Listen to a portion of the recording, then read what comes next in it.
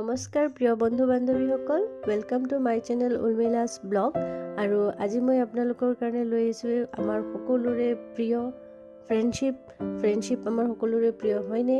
তো বন্ধুত্বৰ ওপৰত এটি কবিতা লিখিলোঁ আৰু আশা কৰিছোঁ আপোনালোকৰ ভাল লাগিব। তো লেটছ ষ্টাৰ্ট দ্য পয়েম। বন্ধুত্ব মানে হাঁহি ধেমালি ৰং তামোচা। বন্ধুত্ব মানে স্বাৰ্থহীন ভাল পোৱা, নাই কোনো ধৰ্ম, নাই কোনো বাধা। বন্ধু মানেই সুখ, বন্ধু মানেই দুখ, সুখ দুখৰ সমভাগী, নাই কোনো শিকলি।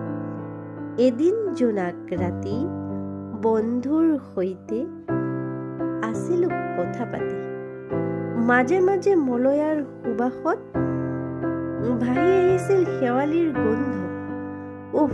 কি যে মায়াবী সেই পূৰ্ণিমাৰ ৰজনী, দুয়ো বন্ধুৰ নিশা নাই টোপনি। মই সুধিলোঁ, বন্ধু মানে কি বা তাৰ পৰিচয়, কি বা অৰ্থ বন্ধু শব্দৰ? হেৰা কৈছোঁ শুনা মোৰ প্ৰিয় বান্ধৱ, বন্ধুত্বৰ নাই কোনো সীমা, সমতাৰো নাই কোনো তুলনা।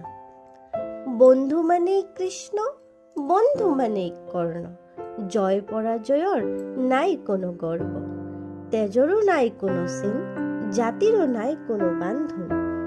বন্ধুত্বৰ নাই কোনো বয়স, জীৱনৰ বিয়লি বেলাতো সাৰথি হ'ব পাৰিবা এই বন্ধুত্বৰ।